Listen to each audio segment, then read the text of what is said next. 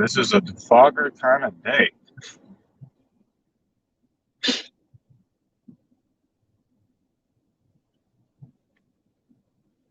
This is a defogger kind of day.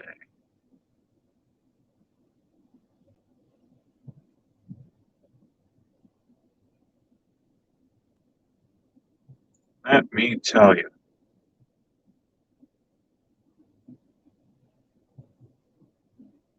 Right?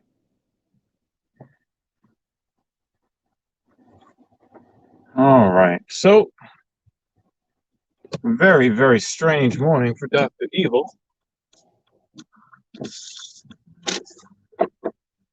Very strange morning. Indeed. Oh, man. Sometimes I wonder if you guys are able to hear. Why does it look like somebody sprinkled me with cocaine on my arm? Oh, I think that's the lining of my jacket. Yeah, my jacket's getting old. It's starting to, I hope I don't get stopped by a cop. They're like, that looks like cocaine residue. No, it's just the lining of my rain jacket, like, coming off of my arm. I have to go to the North Face store and see if they replace it.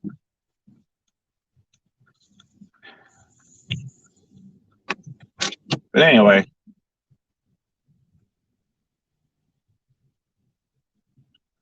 we up in here. A very strange morning. Strange night turned into a strange morning.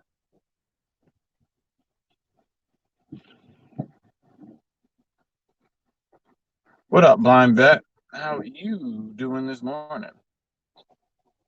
Hey, can you guys hear the rain? I was wondering that, if you guys could hear the rain. Anyway, very strange morning. Driving in this fucking rain.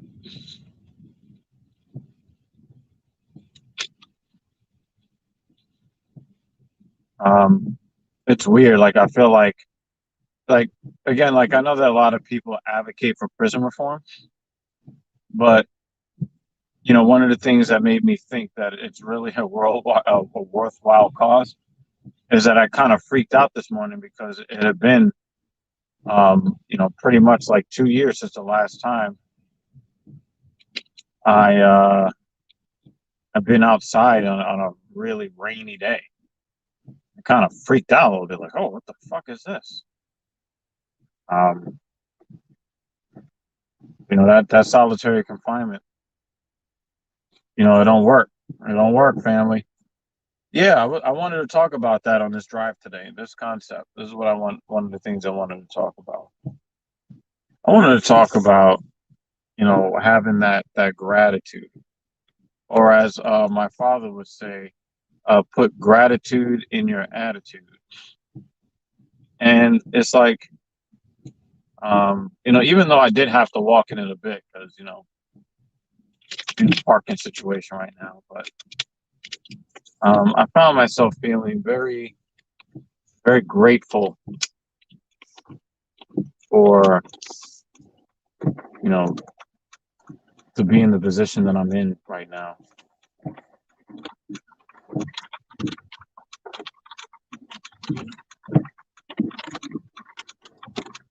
So very, very grateful.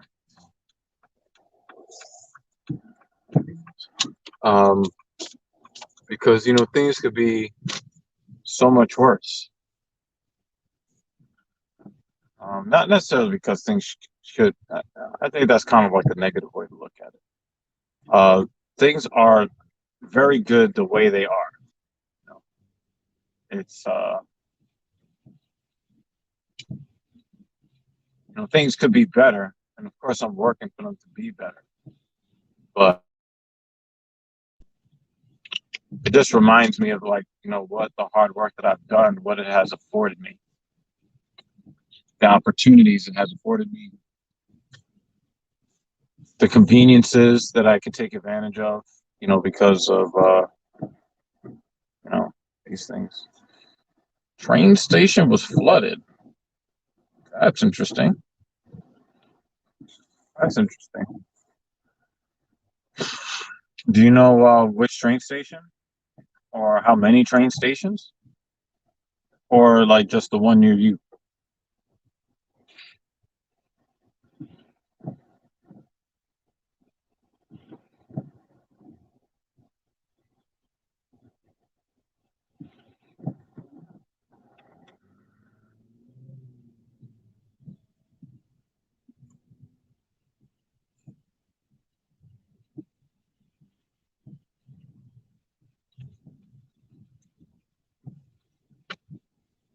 A rare yellow taxi cab. Why are you stopping? Oh, great. Great guy. Oh my God. Oh wow, this guy got towed. Feel bad for you, man.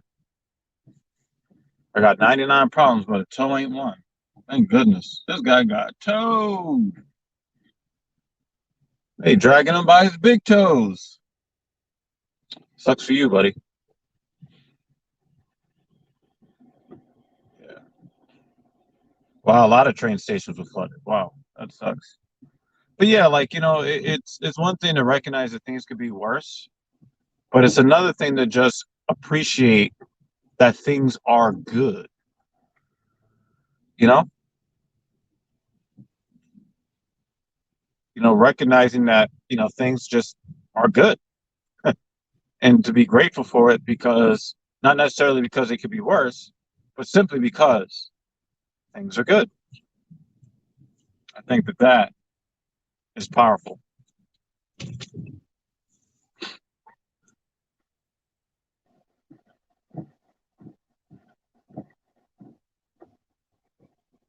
So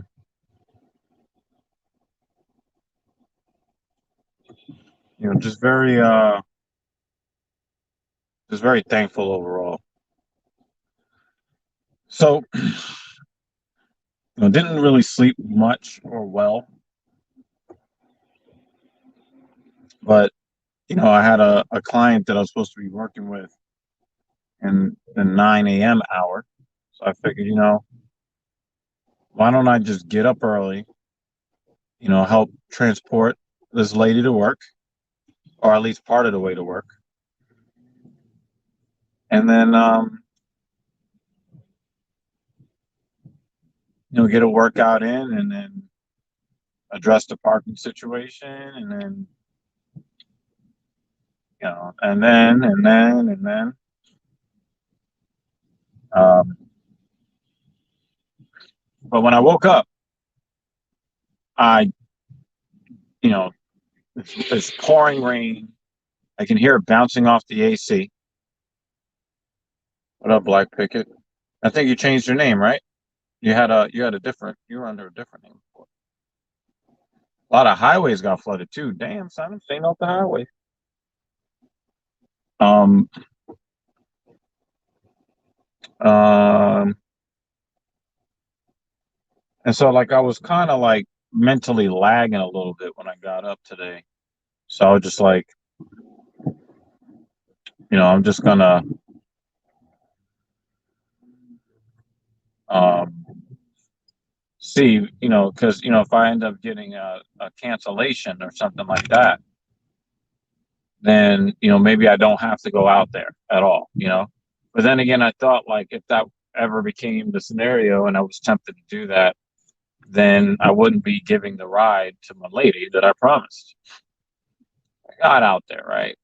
I get to the gym, pull out my phone, and then get the text message I thought I might get at 6. But I was standing there in the gym already. So I'm like, well, let me get this workout in anyway, and then I'll work it out with them later. Um,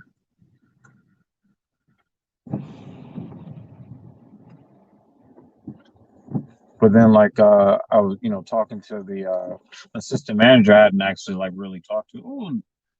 Oh, new Range Rover Defender. It actually looks nicer in person. I like the look of this Defender. I like it better in person than I did seeing it in videos and pictures. Um, okay, so you had to get a new account. So you got banned. Okay, I got you. You know, you have a worldview, um, and you express that worldview with authority, and uh, I think there's a pretty strong tinge of masculinity in the things that you say, and we don't live in an environment where masculinity is respected and embraced. So, uh, if you don't toe, the liberal line, you're going to be shadow banned or just outright banned. So,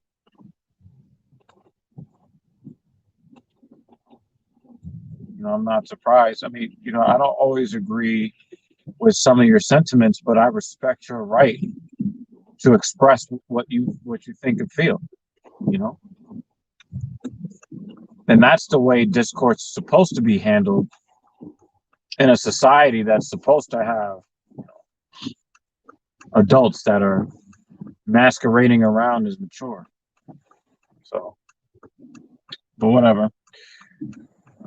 So I wound up talking to the assistant manager guy. I haven't people that you have not seen or talked to in a year and a half.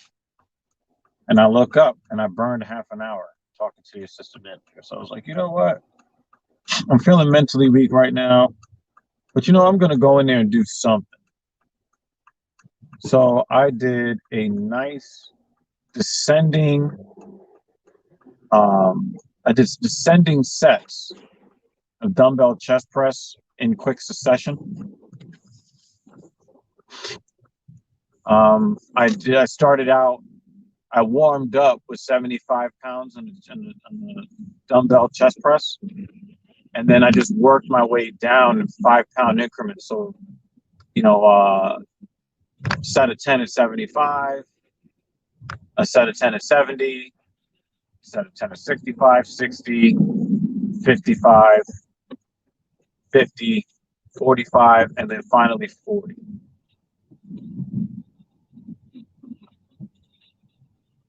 And I banged that out in about 20 minutes. Normally, I warm up with 100 push-ups, 5 sets of 20 before I really get into like the heavy chest work. But today I was just like, well, let me make it interesting and do this heavy chest work first.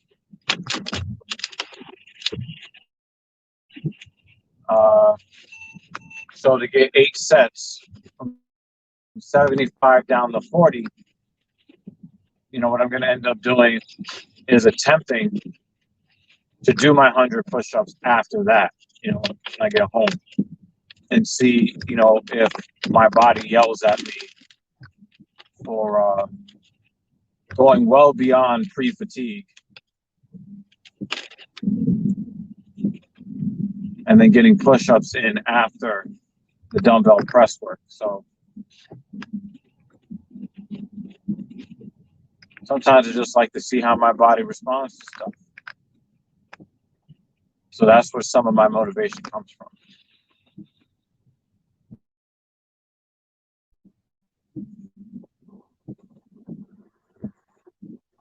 And I'll get some other work in at home.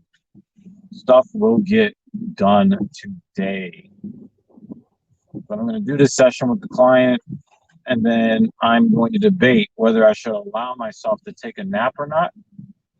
And I'm going to hem and haw, and I'm going to tell myself that I'm going to take pre-workout powder to jolt me awake, and then I'll think about it, and then I'll go into the bedroom, lay down, and then go unconscious for 3 hours and then wake up groggy and upset. That's probably what's going to happen. Pray for me, y'all. Pray for me. Pray for me. to have the strength to avoid the nap and to lift more weights and create more YouTube videos. Give me the strength, please.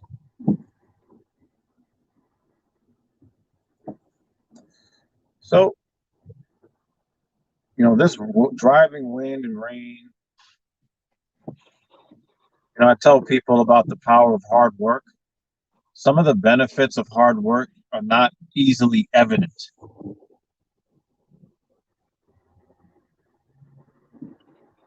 A lot of people think, well, if I work hard, it's going to take a lot of effort. Is it really worth working really hard to afford a nice luxury car?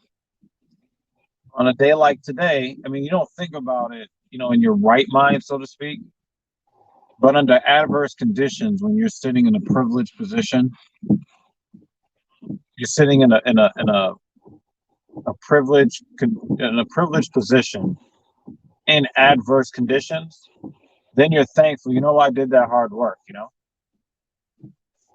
And again, I've talked about this on Talking Shit podcast. You have to learn to love the discomfort, the struggle, the adversity. You have to learn to love that stuff. Especially as men. We have to learn how to love that stuff,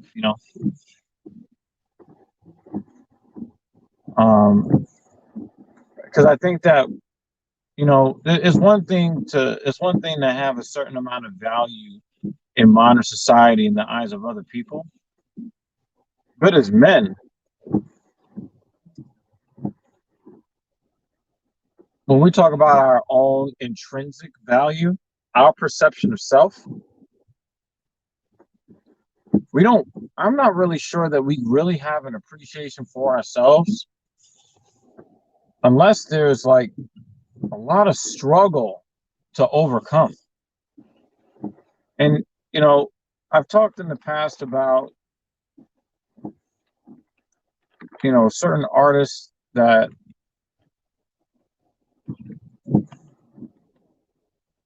have self-terminated. And, a lot of those guys had a lot of turmoil. But a part of me wonders if part of their existential struggle is the fact that they didn't have enough struggles in the areas that made them feel like they were the best versions of themselves, the best and most powerful versions of themselves.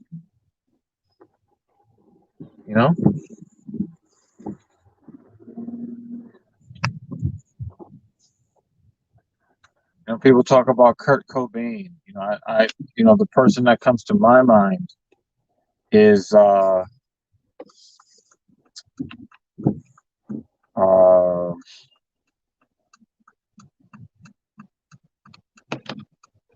Anthony Bourdain. Anthony Bourdain is the guy that I think of.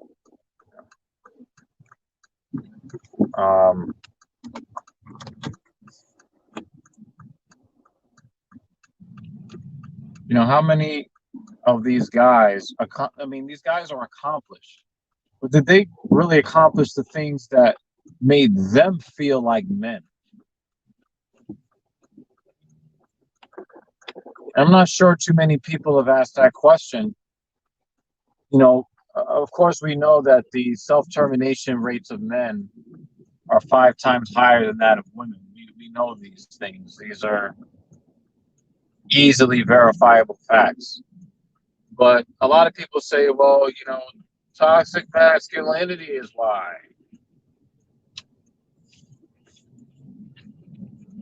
And I don't agree with that at all. And I can't even get on to the BQE.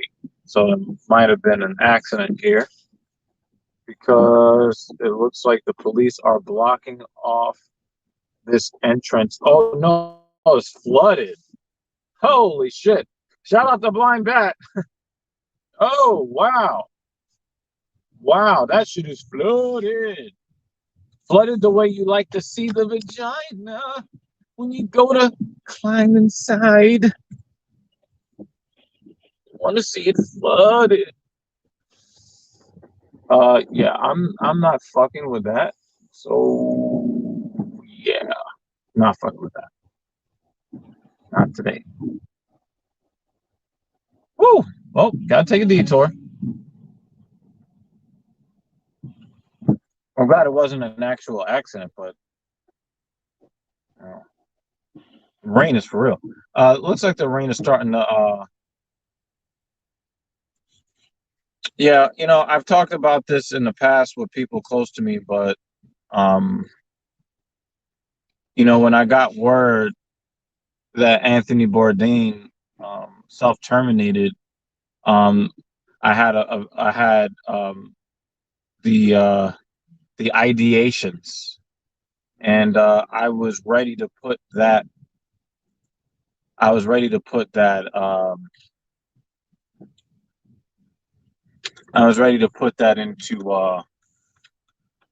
into practice. Um, Anthony Bourdain's last day on this planet, um, I was going to make it also last day on the planet as well, because I figured, well, if somebody as accomplished as that didn't see the worth in existing in this world, then what the fuck am I doing here? I didn't feel like I wasn't worth anything. I didn't feel like the world was worth existing in anymore. And that was the last time, the day of his death was the last time that I had a feeling like that. Shit. Yeah, that was the last time I had that feeling of that level of morbidity. Never had a feeling of morbidity like that since then. Thank goodness.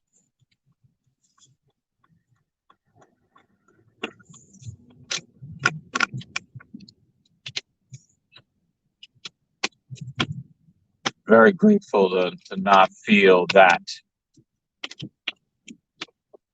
again.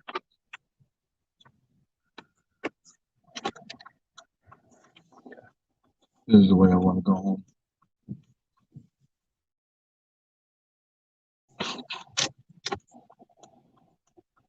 So, I'm really open about my struggles in life. Um,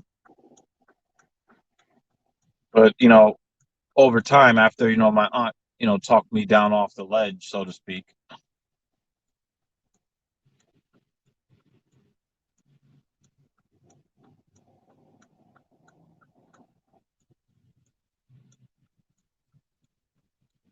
I started really thinking about,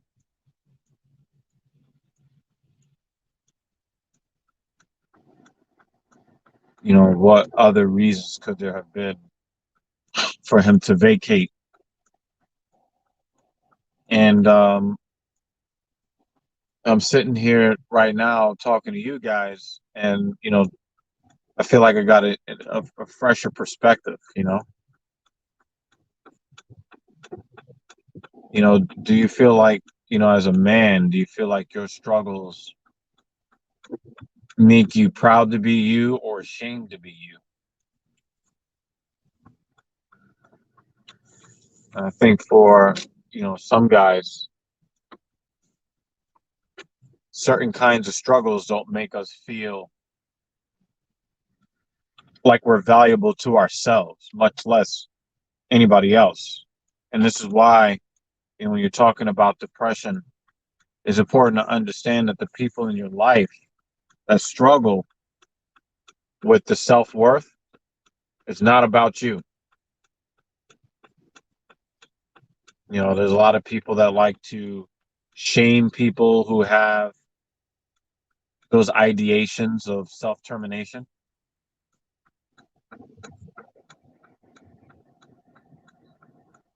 It ain't about you. You know, Shame on you for making someone else's self-perception of their value to themselves to make it about you.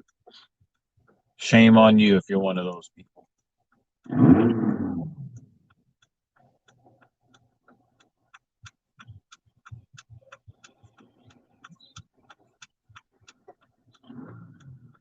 It definitely seems that way, right? You know, the people who have not accomplished anything, they seem to have the most confidence. But then again, you know, that's what they're showing you. You know, you don't know if, you know, behind closed doors, you know, they're aware of their shortcomings and they feel ashamed. You know, we don't know. We only know. We only see what people show us. So, but you know, for all the things that Anthony Bourdain accomplished, they were not worth it to him. We may have marveled at him and his accomplishments, and you know the joy that he brought to the world. You know, through oh shit. This is this is what I was looking for. This is a very tricky road, especially when you're driving without GPS and the only thing you've ever done is drive using GPS. Um, but you know, it's definitely a concept, you know, to think about. You know, when you're talking about people who are struggling with depression, we need to look at the contributing factors. Um, and in that way, you know, we stand a chance of helping people. I mean, you know, I have people that are close to me who have self-terminated successfully. I have people close to me that have been unsuccessful at self-termination.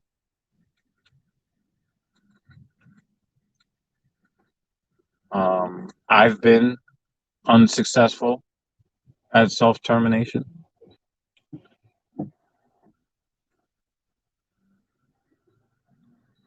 Got to start thinking about, you know, what could trigger these kinds of things.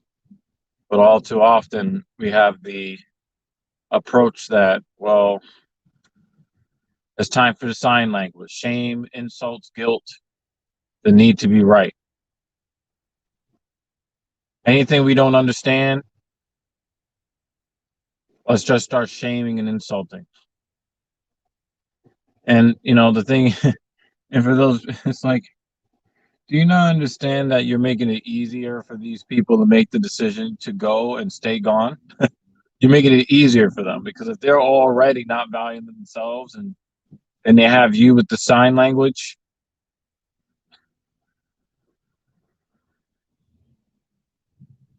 you know, far too often we make other people's struggles, we make them about ourselves.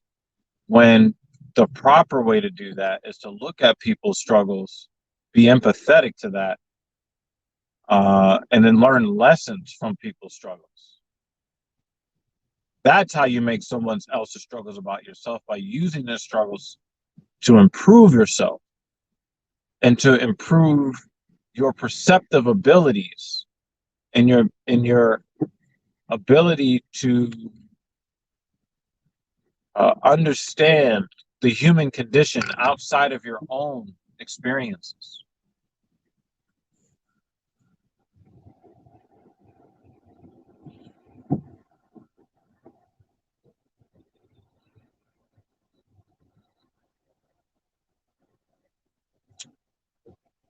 I'm getting a little emotional, so it's probably best to change the subject.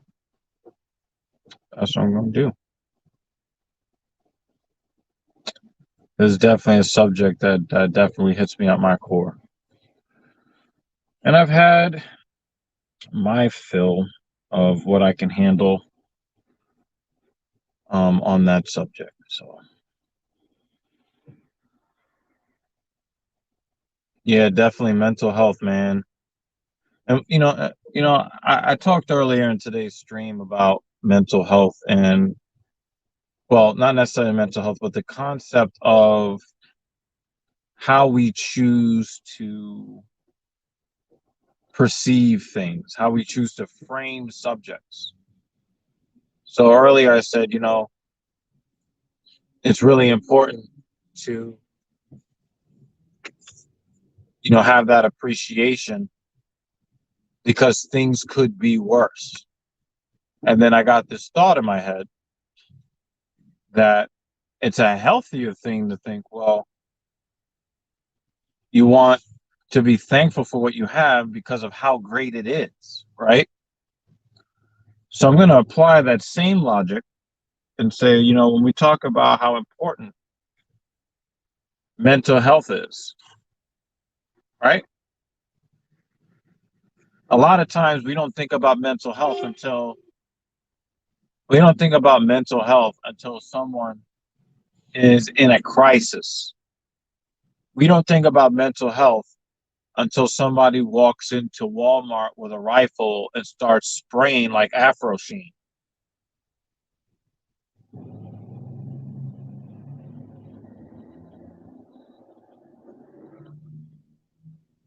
But wouldn't it be more beneficial to us all if we looked at mental health as a positive thing?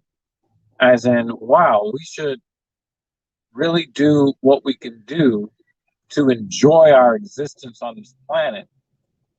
Um, you know, well earned enjoyment. Not the enjoyment that you get from, having some financial advisor, you know, um, manage your money, and then you sit around and you do nothing and become filthy fucking rich and haven't actually earned the money. You earn that money on the backs of other people's labor. I'm not talking about that enjoyment. I'm talking about, a fair day's work for a fair day's pay, you know, a fair exchange between the sexes, in the social realm and in the romantic realm, a fair exchange between friends, a fair exchange between spouses, parents and their children, making sure that you are in a healthy place, but also making sure that occasionally you think about the well being of someone other than yourself.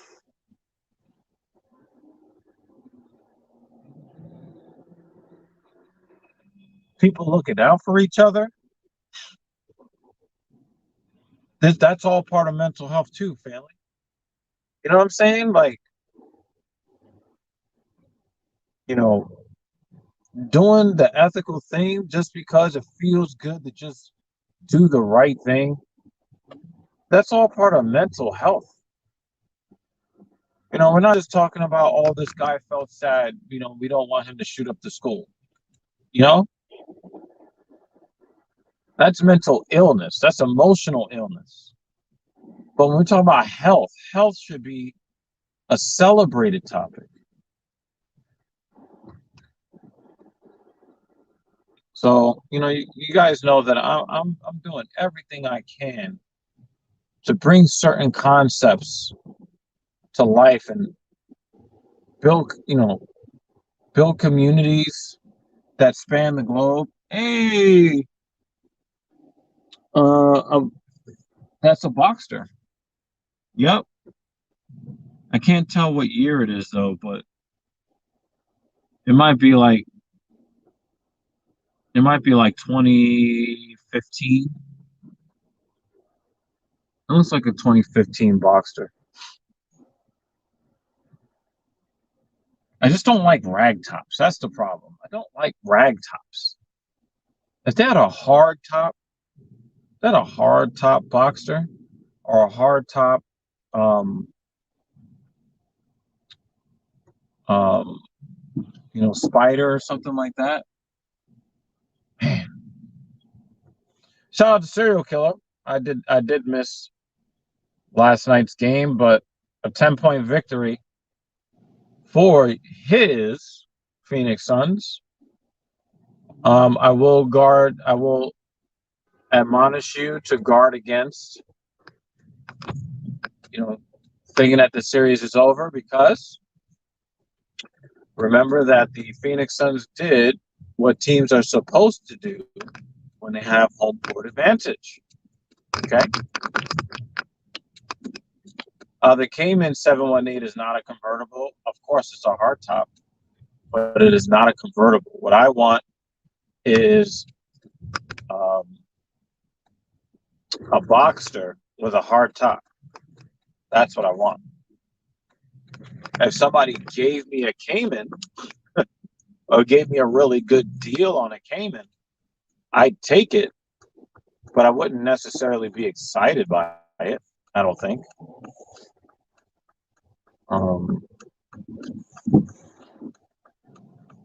I'd be more excited by. I'd be more excited by.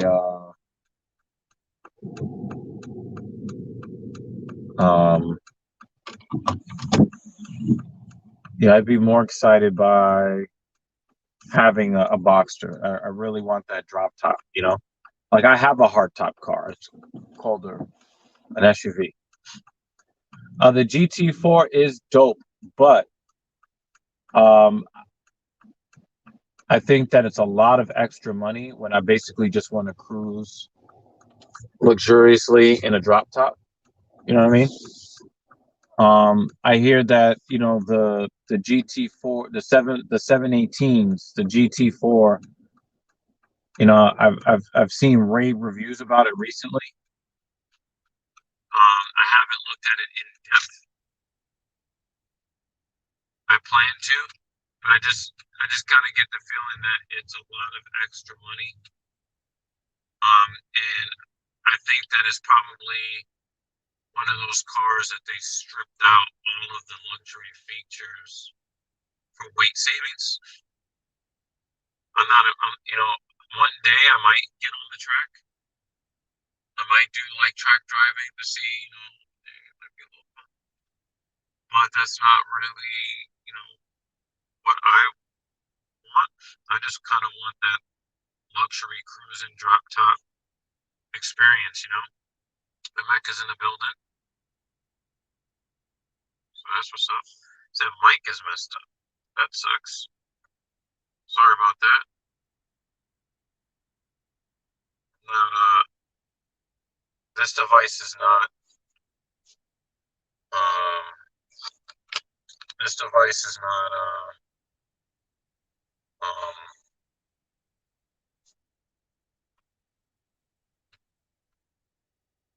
Yeah, this device is not set up with my infotainment system, because I normally just use this Android device for. Normally just use this Android device for communication with clients. You're in Queens? I didn't know Mecca was in Queens. Holy fuck! I thought you were like in Baltimore or some shit. I did not know Mecca was in my city. What the fuck?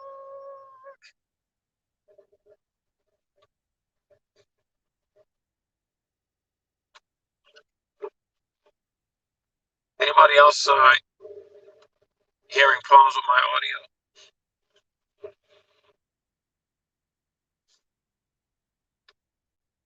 Anybody?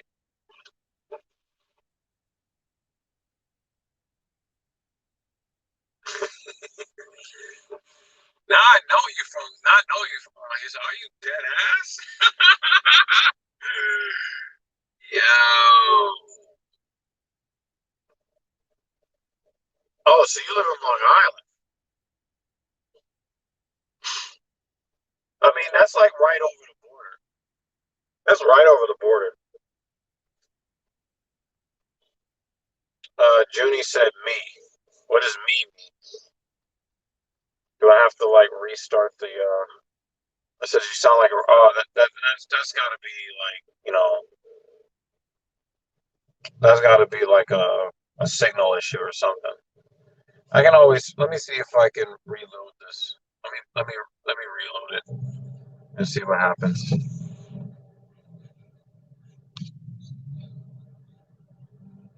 Well, let me reload it and see.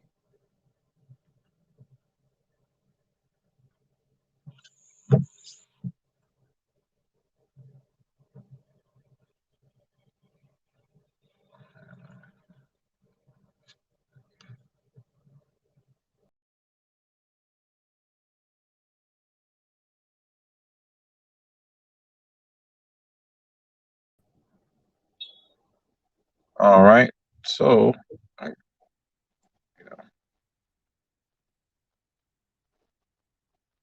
make sure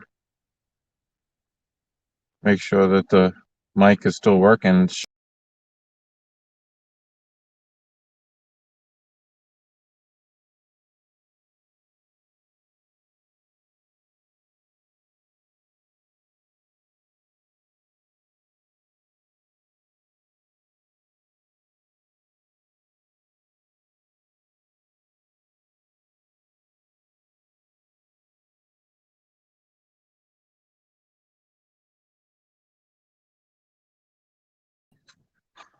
All right, so I refreshed it. It says that my mic is working, so it might be a signal issue. I was starting to wonder if it was an issue with the actual microphone. I'm like, no, I spent too much money on this food. I think I spent like $1,200 or $1,300 or some shit for this Galaxy Note when it came out. But yeah, guys, let me know if the mic is better. But I think it was probably more of a signal issue than anything else. Please do not leave your parking spot when I'm driving by you. That's not safe, sir. Thank you. Okay, so all right, so sounds better. All right, so yo, Mecca. I mean, I'm in Brooklyn, man.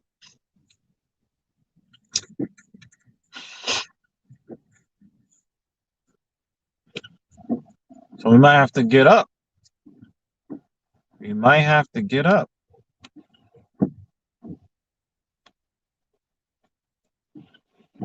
I thought a Mecca was just about, putting people in the IW hospital. He actually works in a hospital. Shit. It's amazing, the communities that we create for ourselves. And then you find out, more about the real people behind the avatars. It's fucking cool, It's really fucking cool. Oh,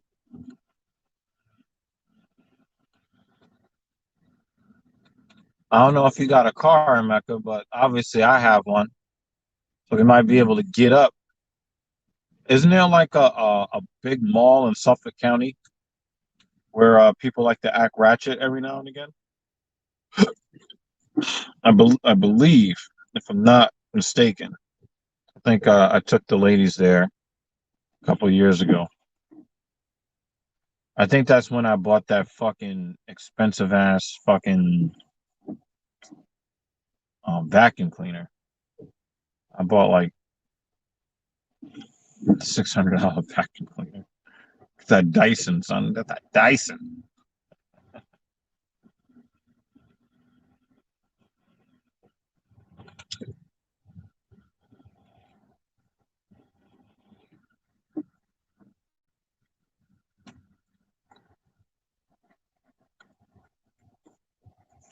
Sometimes, like I hear and I understand the complaints that women have about men being attracted to them, but it's like, yo, why do you have to look so fucking good, yo?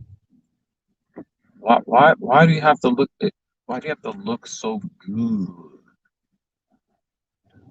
I know you only want to look good for yourself because you want to marry yourself.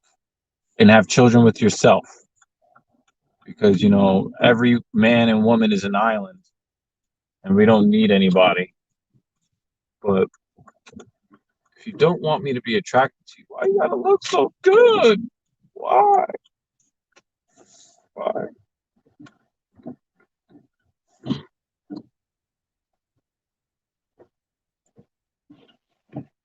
Yeah, but I think Suffolk County is the area that borders Queens, and I think that that's where I went. I've been in Nassau County because you know Nassau Coliseum or whatever. Oh, you take the train. You're a trooper. I think of Long Island. I think of people who um I think of people who drive.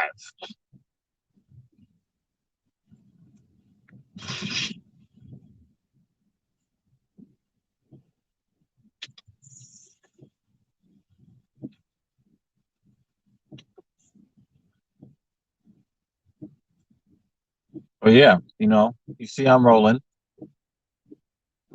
I don't think anybody's hating though.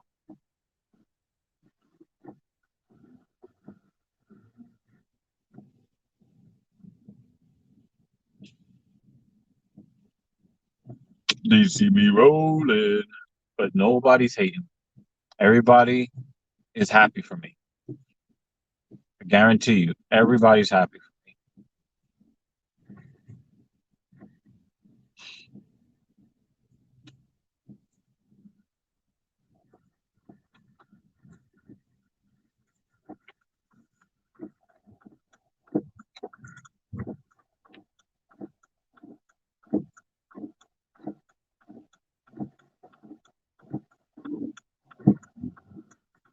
Okay. I guess that was a miscommunication, or he just did not want to wait his turn. Either way,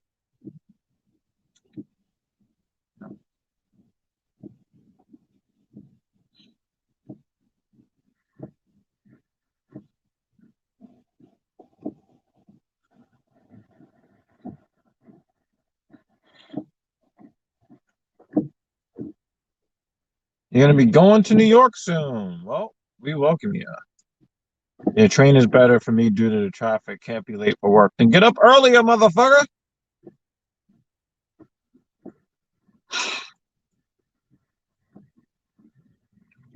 I'm driving in and out of Manhattan, and pretty much every time I drive. Ain't no problem. Worried about being late. Well, don't be late. I'm such an asshole. And my parking spot has become available. Before I go, I want to talk about this asshole on my block. Okay. I just want to talk about this asshole on my block. Okay. Now, when I park my car, I always try to park my car in a way that respects other people who have parked their cars. So what I don't want to do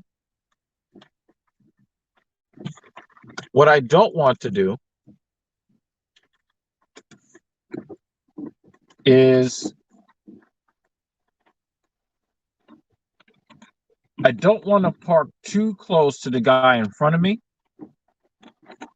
and I want to leave enough space behind me so that people can get in behind me easier without scraping up my bumper or denting the bumper. And shit is expensive. I did the neighborly thing. I parked in a spot that is flanked by driveways, right?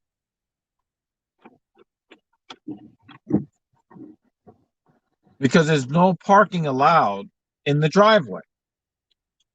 And I made sure that I parked as close to the driveway as possible to allow as much space behind me for other drivers that are parking their cars. So what did I come out to this morning? Well, someone had pulled up on the backside of my bumper, all the way up to my fucking bumper. And then apparently the guy that owns the house, I believe, decided to use the driveway as a parking spot and backed up all the way, almost all the way to my bumper. It took me 3 minutes to get out of the parking spot. Why do you want to park all up on people's bumpers like that? What if I make a mistake, dent your bumper? Now we're exchanging insurance information. Don't be an asshole. When you park your car, get out of the car. Hey, is there enough space here? Oh, is there enough space there? I want to make sure that the other guy can get out because, not only do we share the road, but, we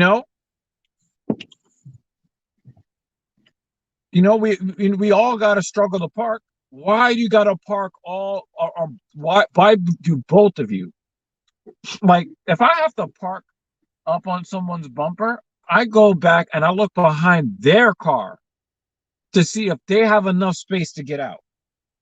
I don't understand what's so difficult about that.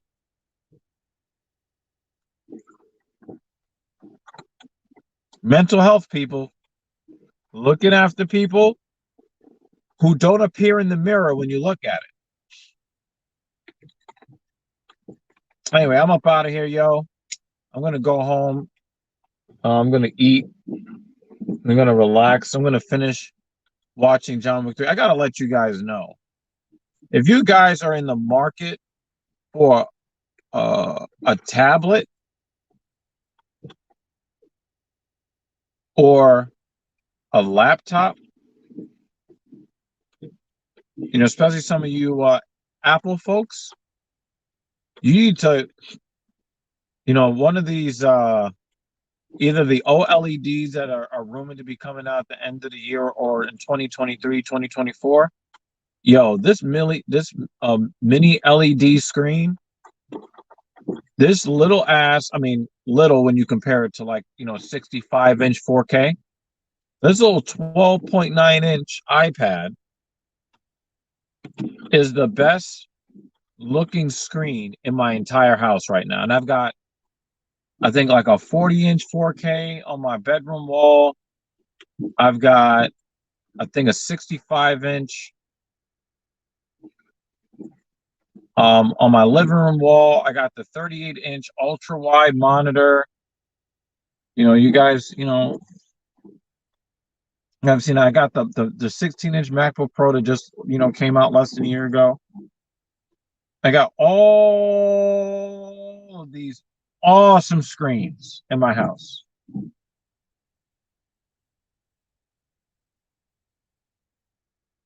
And the best one is a fucking iPad. It's ridiculous. And the shit is powerful as fuck. It's smooth as fuck.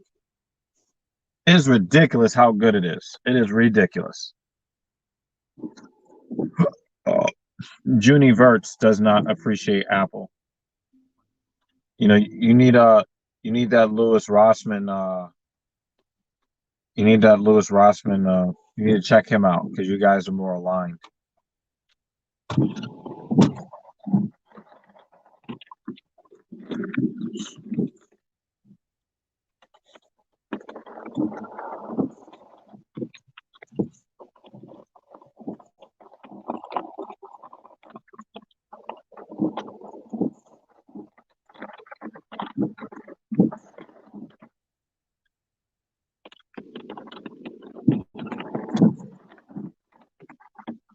One second.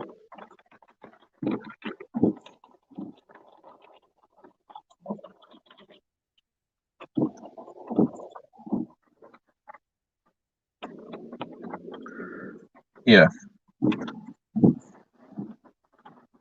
Man, I still got the first gen or second gen mini iPad. I actually upgraded from the second gen iPad Pro to the 5th gen iPad Pro. This shit, dude, this shit is fucking fire. All right.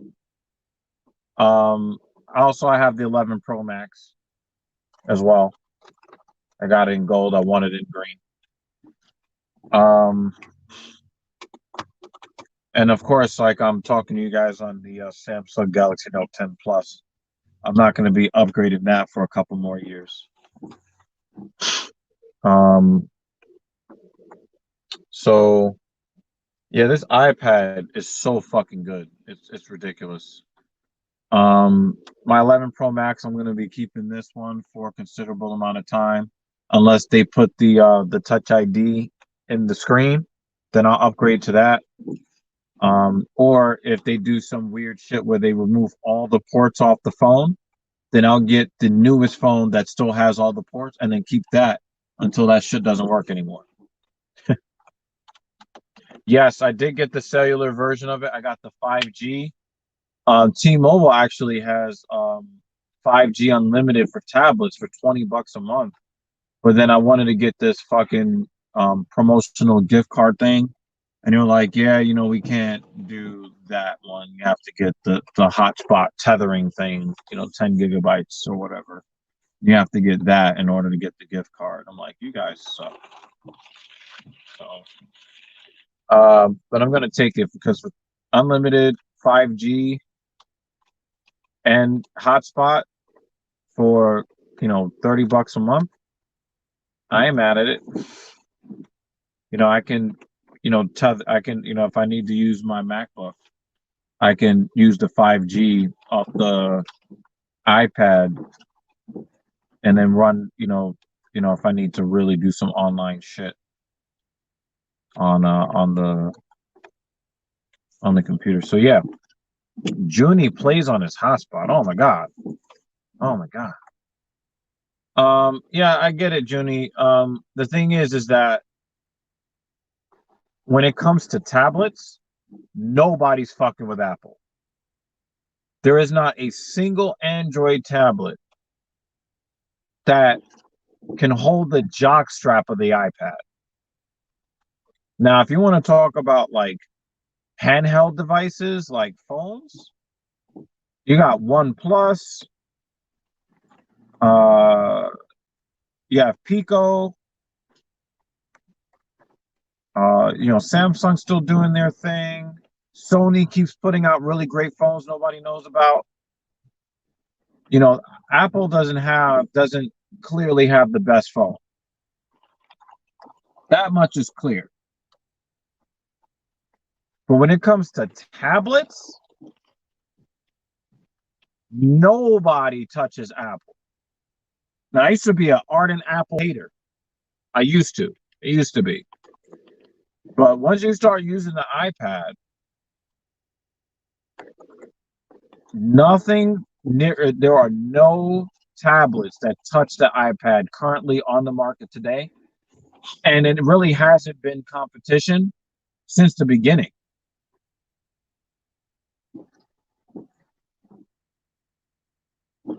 There's never been competition in the tablet space for Apple. So even if I hated Apple, if I still hated Apple, but I needed a tablet, I'd be forced to get an iPad and then keep Android and Windows, everything else. But I keep a Windows machine. I have a MacBook. I have the iPad. I have the iPhone, but I also have the Samsung Galaxy stuff. I have my Galaxy Watch that I like. One of the best phones I ever had was a Sony Xperia device.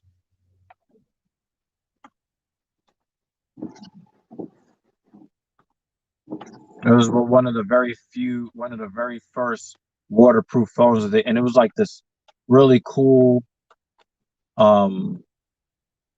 glossy black candy bar form factor. She was sweet. But when you look at the best Sony phones of today, I actually am tempted now that I'm going to do more streaming and stuff off the Android. Now I think about it, I'm tempted to look. But the thing is, their phones are so expensive right now. This motherfucker is on that guy's bumper. Get off his ass, yo. Holy fuck.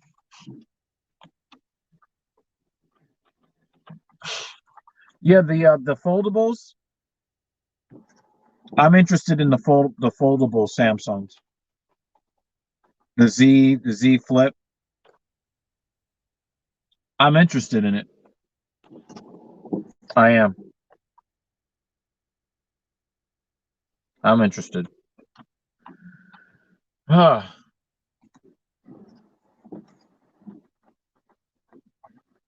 I'm interested, y'all.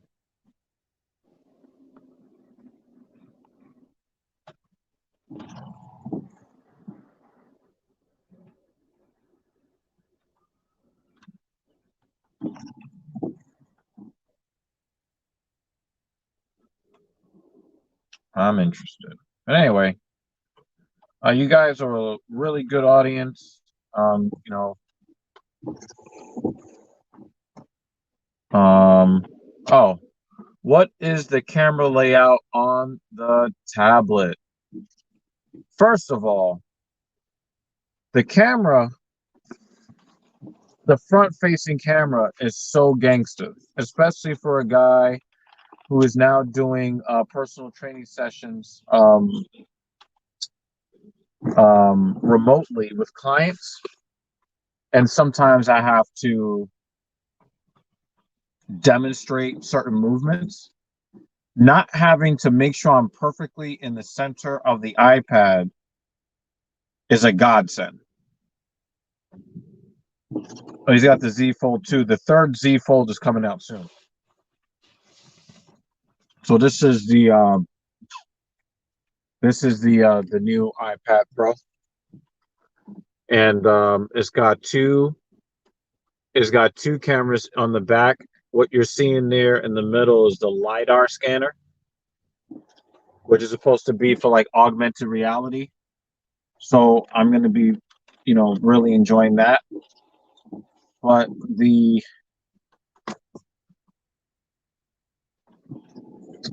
pull this off of here.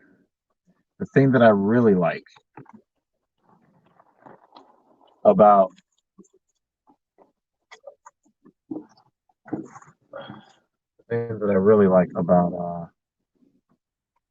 this particular device here is the camera is at the very, very top. I don't know if you guys can actually see it because of the bezel. You see that little white marker at the very, very top? That's where the camera is. That little light spot right there underneath my index finger, right? Even though, a lot of the because of the way that these stands work, the cameras are going to be over here in the side bezel. So when you're looking directly at the screen, you're not going to be looking directly at the person you're talking to. But the Face ID is super fast, super smooth. Everything about this is super fast, super smooth. Playing Asphalt 9 on here is like even better than on the MacBook Pro. It's ridiculous. So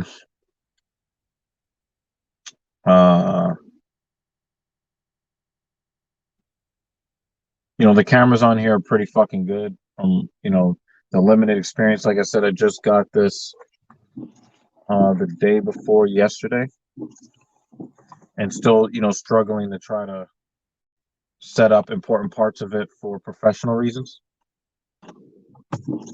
Magnet on this fucking stand is strong as fuck. The speakers on this thing are ridiculously good. And like I said, visually, the absolute best screen in my entire house. I've got some nice screens, but a lot of them are just LED screens. Not LED. Some of them are LEDs, but most of them are LCD.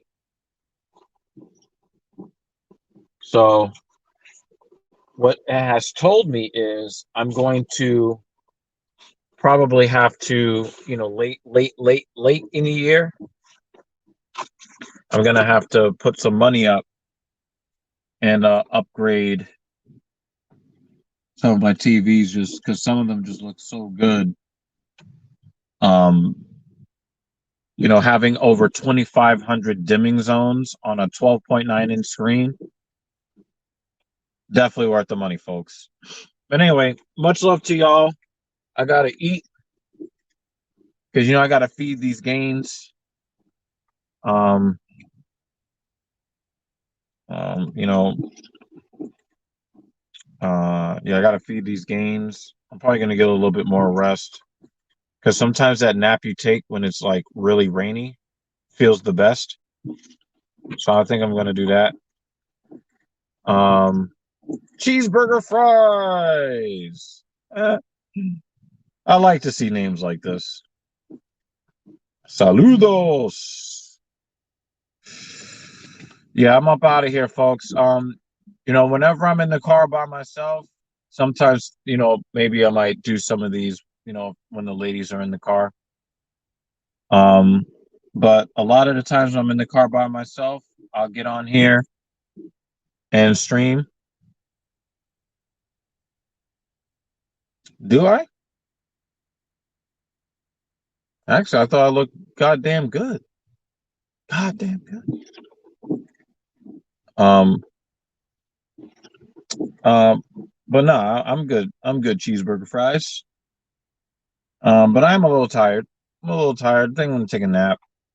But after I eat and feed these gains, or I might just get a burst of inspiration and then see if my chest can handle 100 push-ups after 80 reps of dumbbell press.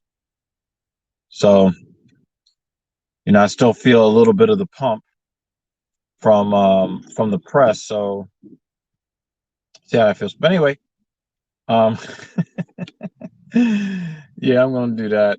But yeah, I'm gonna see you guys on my next drive. And be safe out there. Peace.